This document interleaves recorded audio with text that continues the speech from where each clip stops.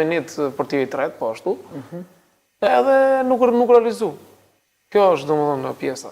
Pra, që ta nisim tani të mobiliti që po të thosha, ka oferta ku bosh ti pronar në kuptimin e llafës që je 100% i lojtarit, flas gjithmonë figurative. Unë i them për shumë lojtarit, them që nëse unë vëlla të jap 10.000 euro rrogën, lun, unë ti jap unë lekët, në gjete klub shumë mirë bërë që gjete klub, unë e heq përgjithësi nga rroga, e pagun në klubi, por ti do luash në gjithë vitin tate, në gjithë karrierën tate, do luash me 10.000 euro, përse si shembull, mund të jetë 15.000, do luash në Serie A, në gjithë Europës, për shembull, vetëm në nivelet më të larta.